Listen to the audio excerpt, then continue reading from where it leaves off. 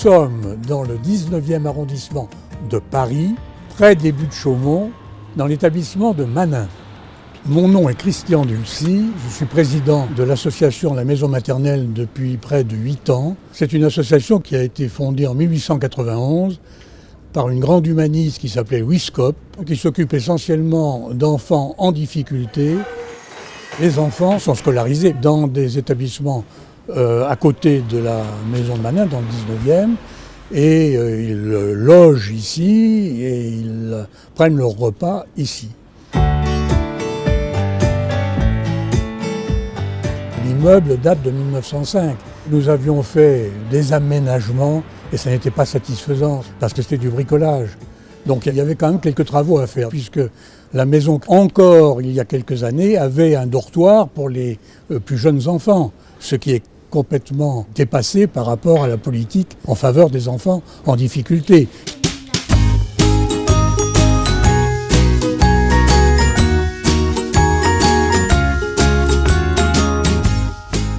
Tout va changer, puisque c'est une restructuration complète. On démolit tout et on reconstruit 5 unités de vie qui sont des véritables appartements familiaux, qui seront quasiment autonomes dans la gestion, la cuisine, avec des chambres à 1, 2, maximum 3, il n'y a plus de dortoir, des sanitaires individuels, alors qu'avant il y avait des douches collectives, avec des salles polyvalentes, des salles pour accueillir les visiteurs, les parents.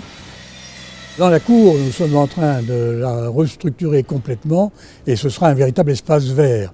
Alors évidemment, les enfants entendent ça avec impatience, puisqu'actuellement, vous voyez quand même que la cour est inutilisable. Donc il y a une amélioration considérable. C'est une restructuration complète pour le confort des enfants et des éducateurs.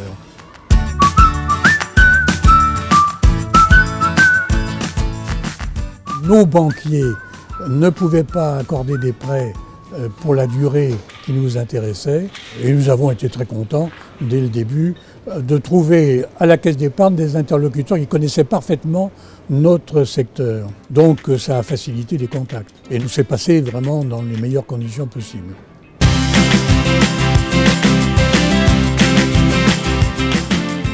C'est une grande fierté d'avoir été à l'initiative de ces travaux pour le bien-être des enfants, bien entendu, pour les éducateurs aussi. Mais notre premier souci est d'accueillir des enfants dans des conditions les plus favorables à leur développement et à leur apprentissage de l'autonomie.